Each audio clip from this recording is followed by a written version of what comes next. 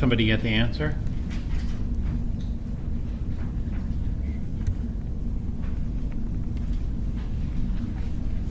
No, well, take a look. We did this problem earlier. So that's A. A is the correct answer for this one. So go back in your notes and look at how we did this particular problem. Okay, the rest of these are not applicable to our test here. So 45. 45. Calculate the heat required to melt 25.2 grams of ice. What equation would we use for this? Q is equal to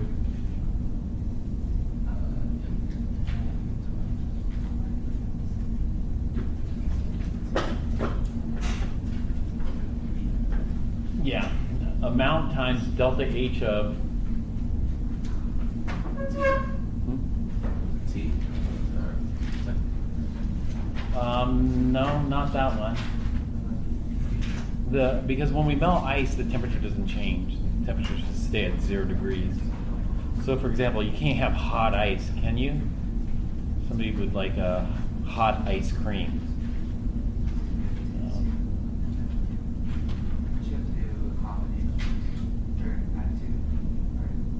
It's going to be the amount times, no. Yeah, fusion, delta H of fusion. So it'd just be 25.2 times 333.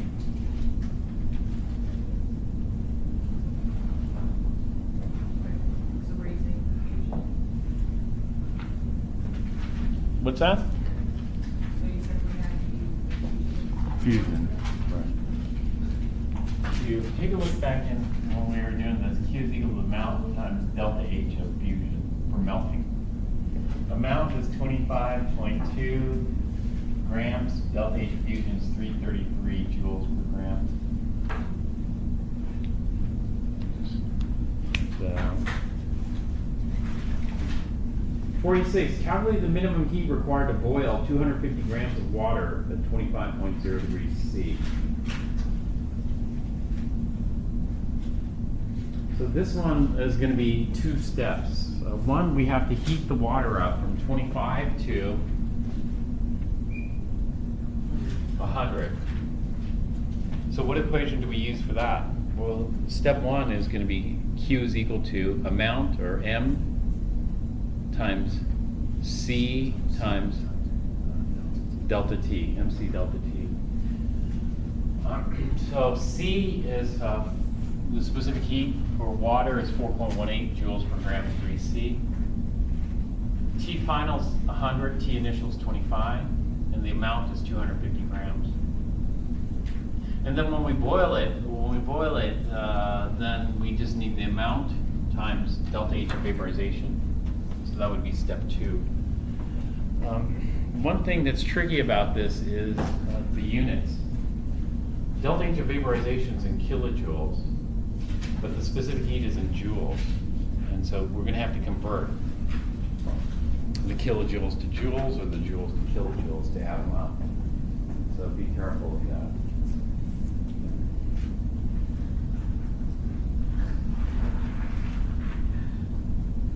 Okay, collisions, we didn't talk. Equilibrium, we haven't talked about that.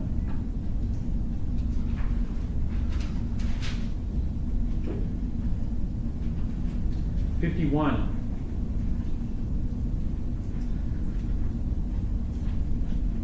For the reaction given at 298 Kelvin and 1.00 atmospheres, calculate the liters of hydrogen gas produced when 167 milliliters of 6.0 molar HCl is allowed to react with excess alumina. What's that? Excess alumina. So it's not a limiting reagent problem. So we'll calculate the yield based on the HCl. So we'll go from milliliters of HCl solution to liters of HCl solution, liters of HCl solution to moles of HCl, moles of HCl to moles of hydrogen, and the moles of hydrogen to liters of hydrogen gas. So this would be just a stoichiometry. So you don't use the polarity? we're gonna use the molarity. We're gonna have to use the molarity.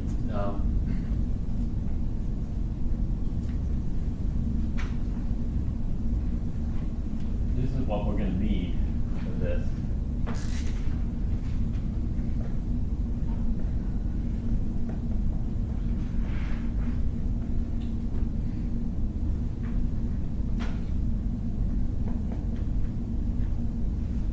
Here we have the milliliters of HCl solution. And then we're going to go to liters of HCl solution. And then from liters of HCl solution, we're going to go to, we're going to go to moles of pure HCl. And so going from milliliters to liters, you know, we just use this conversion factor. 1 liter is equivalent to 1,000 milliliters. Going from liters of HCl to moles of HCl, pure HCl, we use the molarity. It's 6.0 moles of pure HCl for every liter of HCl solution. So that's where we use the molarity. You're going to use the molarity to convert from liters of HCl solution to moles of pure HCl. Then once we get to moles of pure HCl, then we'll get to moles of pure hydrogen, that is moles of H2. H2 is a gas. This is a 3 to 6 ratio, 3 moles of hydrogen for every 6 moles of pure HCl. And then from moles of H2, we're going to go to liters of H2 gas by either using the molar volume or by using the ideal gas law, P. PV equals nRT. We solve for V. We get V is equal to nRT over P. This one, I know the molar volume already. At 298 Kelvin in 1 atmosphere, the molar volume is, at 298 Kelvin in 1 atmosphere, the molar volume is 24.5 liters per mole, or 24.45 liters per mole. So if you use the other equation, V equals nRT over P, do we have the constant, or Yeah. you have to know that? No, the constant's given. Okay. R. You just 1 bar for all the problems.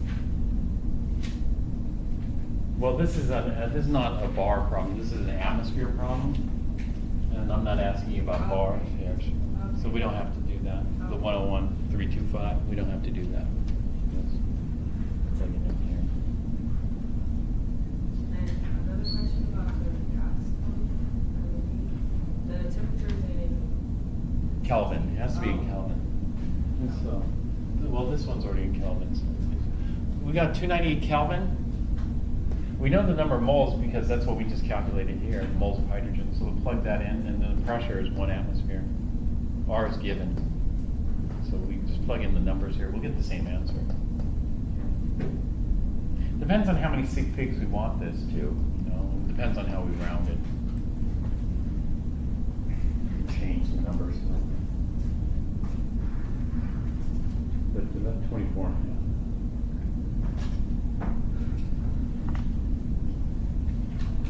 Did you give us R, right? Yeah, R is going to be given. You don't have to memorize that. The bar, the conversion factor between atmospheres and bars, that will be given as well. So for the stuff you don't have to memorize.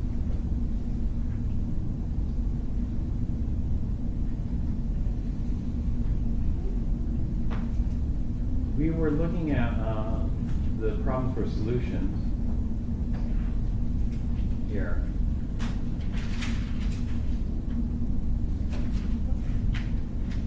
And so let's go through these. Unless you want me to go through any of the problems on the practice test, or go through these here from the homework.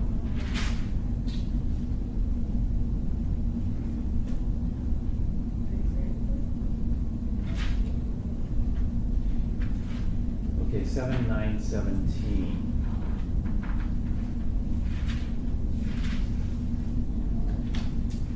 I think we started to go over the homework. Yeah, we started to go over the homework. Yeah. 7, ignore that one. 9. Did We we? finished 17. Take a look at 17 next. Explain why the dissolving process is reversible.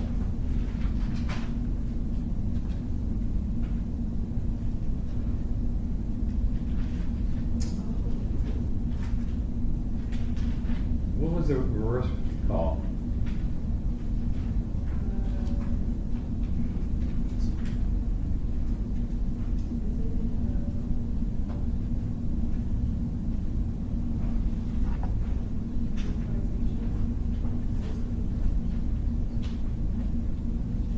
It's what happens when, let's say, a solute particle strikes the surface and sticks.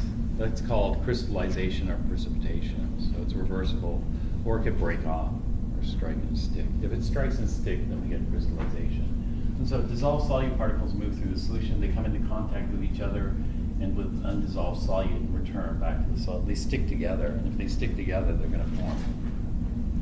Or they can be broken apart. And so we'll have both dissolving, dissolution, and crystallization. 17. So crystallization is the reverse, dissolution is Yeah, the going. dissolving. Crystallization is the reverse of dissolution. 25, 27, 31. 27, 31. Identify 3 ways in which you can reduce the amount of time required to dissolve a given amount of solute in a fixed quantity of solvent. Let's say you're trying to dissolve sugar cubes in coffee. What can you do to speed it up?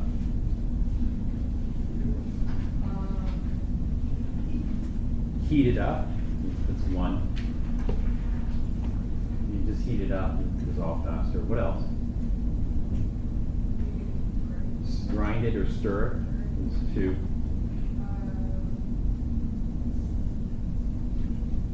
Well, we'll call grind and stir maybe.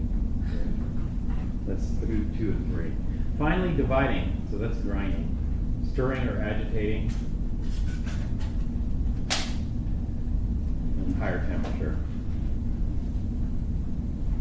So they treat it as separate, grinding and stirring. Okay, that's 25. 27, 31. 27, 31.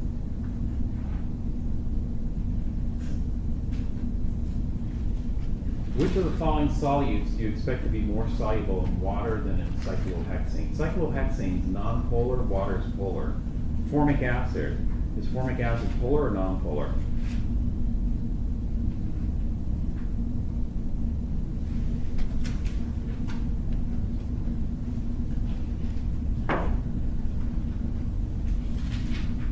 Acids are going to have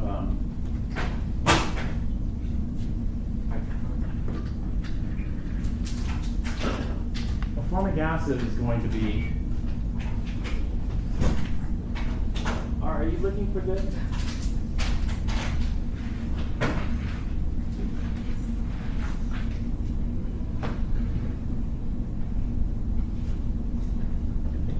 So formic acid is polar, and therefore it's going to be more soluble in. All acids are polar. You know, they have to have an H, kind of H plus type thing.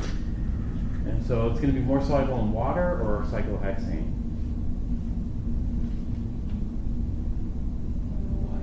Water. Benzene. Benzene is nonpolar. It's a hydrocarbon, C6H6.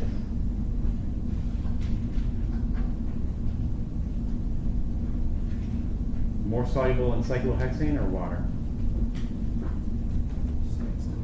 Cyclohexane. Methylamine is polar. Has a amine group. Methyl is not polar, but amine is polar.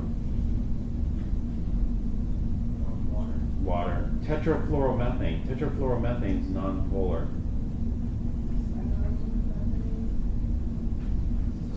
Cyclohexane. 27. 31, 33. Just, you can scribble on this. We can get some points for this. 31. On opening a bottle of carbonated beverage, many bubbles are released, and you hear the sound of escaping gas. This suggests that the beverage is bottled under high pressure, yet for safety reasons, the pressure cannot be much more than 1 atmosphere. What gas do you suppose is in the small space between the beverage and the cap? CO2.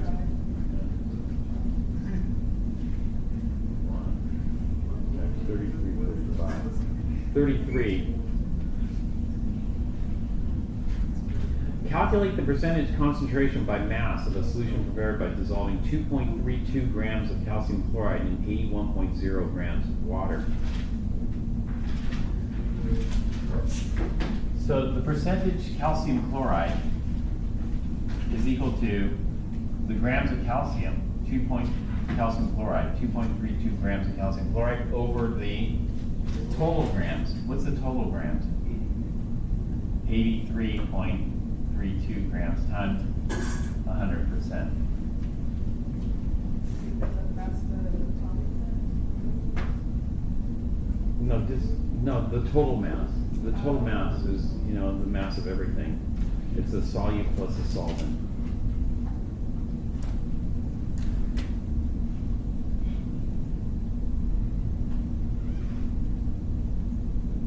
How many grams of ammonium nitrate must be weighed out to make 415 grams of 58.0% by mass solution?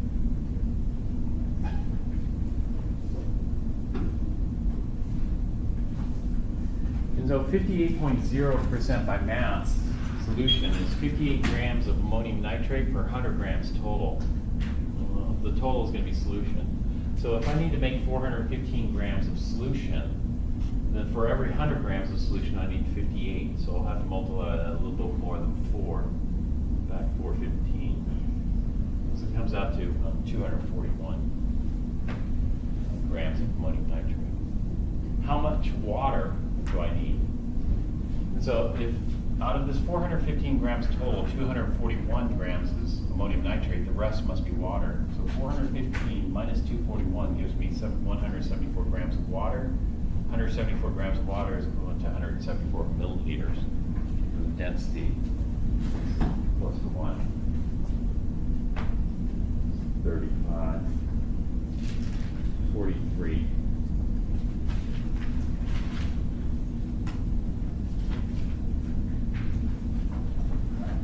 Potassium hydroxide is used in making liquid soap. How many grams would you use to prepare 25.0 liters of 1.40 molar potassium hydroxide? And so 1.40 molar means 1.40 moles per liter. And so this is where the molarity comes in here. 1.40 moles of KOH per liter. And so we have 2.5 liters. So the liters cancel, that leaves us with moles of pure KOH. Moles of pure KOH, we just need the molar mass. It's 56.11 grams of KOH per mole of KOH, and then tell us we need 196 grams.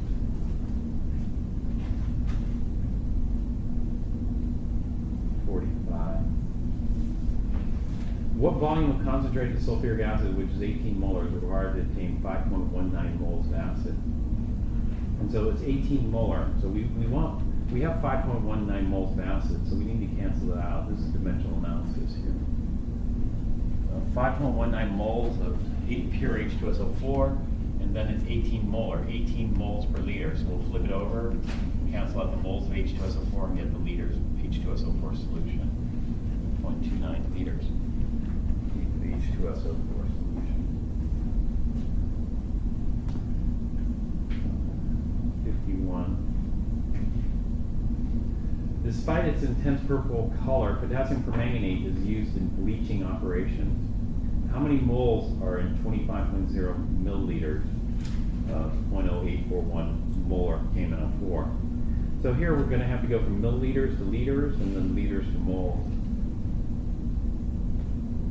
We'll take milliliters to liters and then liters to moles using the molarity. 0.0841 moles of KMnO4 per liter. Give us the moles.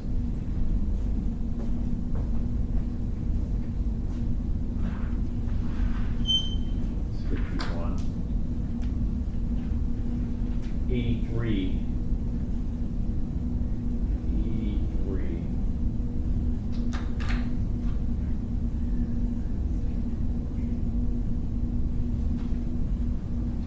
what is the molarity of the acetic acid solution in 45.0 milliliters of 17 molar acetic acid is diluted to 1.5 liters?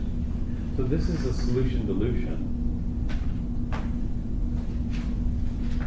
So the molarity 2 is equal to V1 over V2 times molarity 1. This is the dilution factor. And so I would have done it like this. I would have said molarity 2 is equal to V1 over V2 times molarity 1.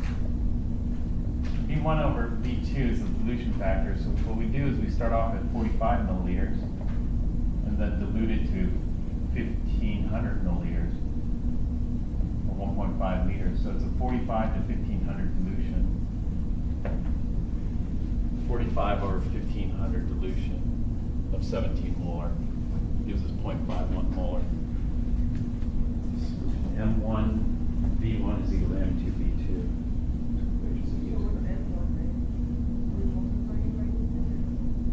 Yeah. M1 17 molar.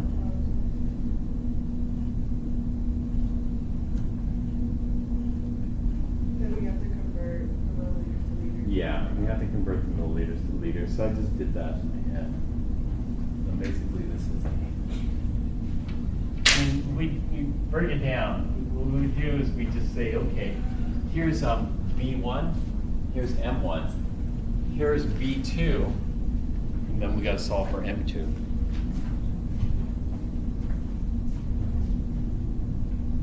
Here, a student dilutes 12.9 milliliters of 10.9 molar perchloric acid, V1, M1, to a total volume of, here's V2, what is M2?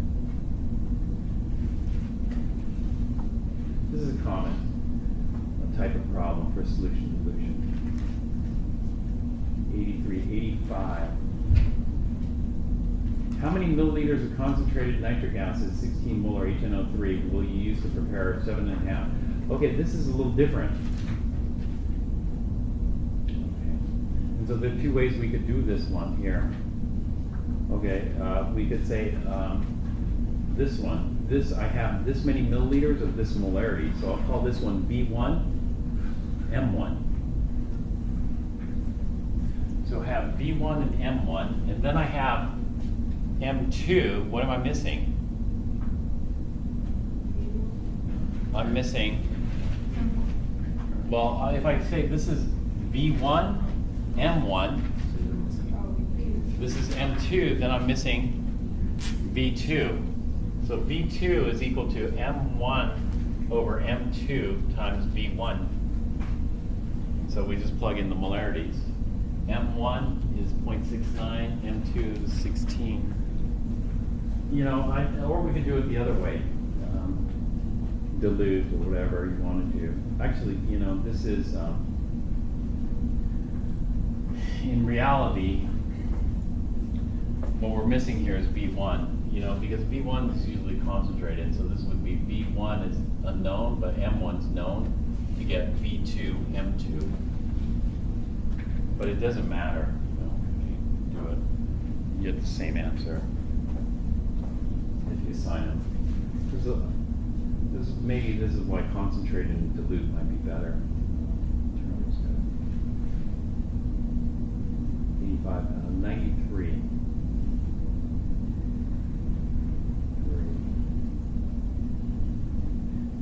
93 is calculate the mass of calcium phosphate that will precipitate when excess sodium phosphate is added to 100 milliliters, 0.130 molar calcium nitrate.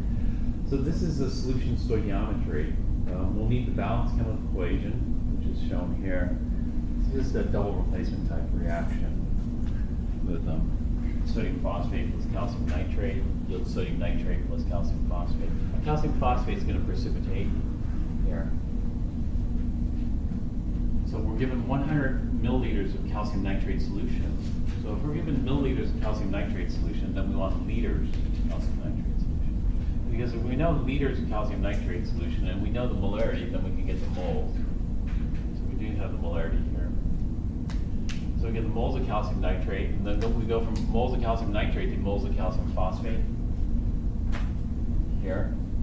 And then from moles of,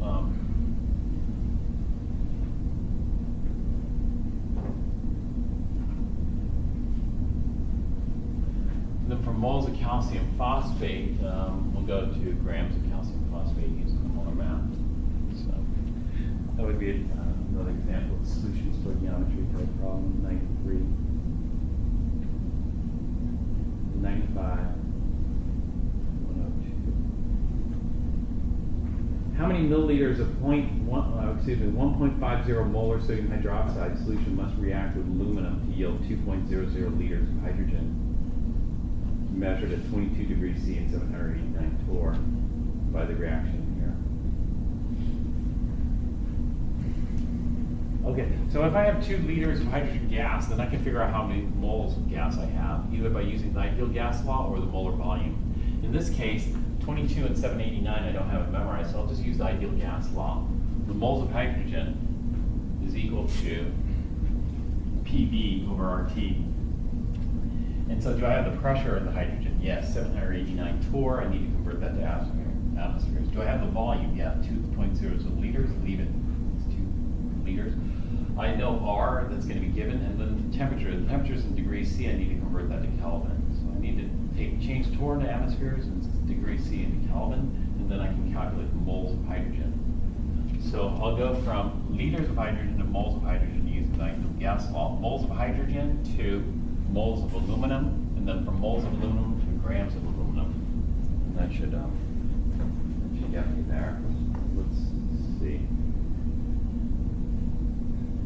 Oh no, I don't want aluminum. We have excess aluminum.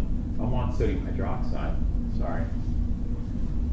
So we'll go from moles of hydrogen to moles of sodium hydroxide, and then from moles of sodium hydroxide to liters using this, because for every liter we have 1.5 moles, and then from liters to milliliters. And that should bring us there. Let's see what they put here. So the first thing is they calculated the moles of hydrogen. They use the molar volume here. Do you see?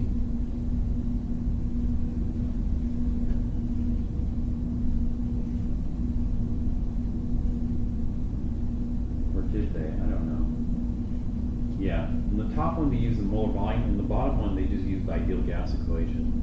I would have done the middle one here, where we use the ideal gas equation, PV over RT, this calculated. They use a different version of R than I do, but it comes out the same answer, whether you use molar volume or you use the ideal gas law, it should come out the same. And then we go from moles of hydrogen to moles of sodium hydroxide, and then moles of sodium hydroxide to liters of sodium hydroxide solution using the molarity, and then from liters of sodium hydroxide solution to milliliters of sodium hydroxide solution. So that should give it there. 95. 102, 34, 102.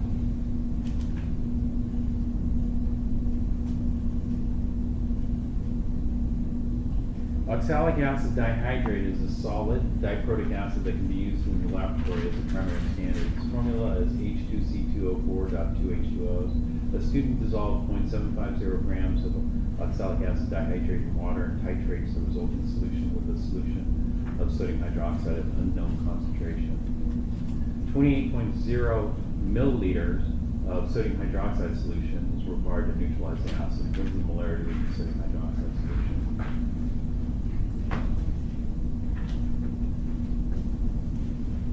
All right, so let me do 102 here. So oxalic acid is like this.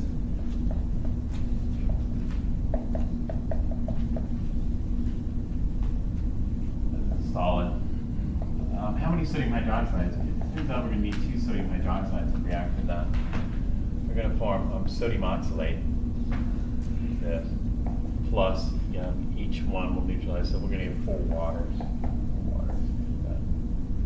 Salt and water. And so what we're going to do is we're going to go from grams of oxalic acid, 0.750 grams of pure oxalic acid, dihydrate to moles, using the molar math. And so we'd have to calculate the molar mass, or it's given. If we were to calculate it, we have 2 hydrogens plus these 4 hydrogens. That gives us 6 hydrogens, that's 606. And then we have 2 carbons, which is going to give us 2402. And then we have 4 oxygens plus these 2 oxygens gives us 6 oxygens. So 2 oxygens is 32 times 3 would be 96. It should be 96. 0, 0. So the molar mass of this would be 8, 0, and then 10 plus 6 is 16, and then 120, 126.08. And so 1 mole of oxalic acid weighs 126.08 grams. So we'd use this molar mass here. And then we go from moles of oxalic acid to moles of sodium hydroxide. And then we stop here because what we want is we want the molarity. The molarity of the sodium hydroxide is equal to the moles of sodium hydroxide. Well, that's what we get from the stoichiometry, so we'll just take this number of moles and drop them here. Here, it's a 2-to-1 ratio, 2 moles of sodium hydroxide for every 1 mole of oxalic acid, because it's a diprotic acid. There are 2 acidic hydrogens here. C2O4 ... These are waters of hydration. Those will just be freed up here, and they'll just join the rest of the water molecules. Divided by liters of sodium hydroxide solution. Well, how many liters of sodium hydroxide solution did we use? That's given in the problem here. It's 28.0 milliliters of sodium hydroxide solution. And so if we have 28.0 milliliters of sodium hydroxide solution, then that's 0.0280 liters of sodium hydroxide solution. So that goes here, this goes here, and that is a titration problem. A little different because we're using solid oxalic acid in this case. That's 102. How much time do I have? I'm out of time. How about, okay, just do the homework up to 102. 134.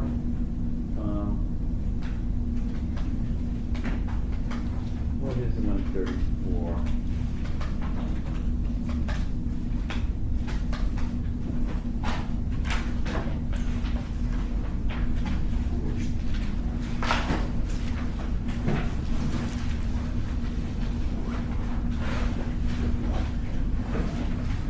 Actually, yeah, 134, ethylene glycol.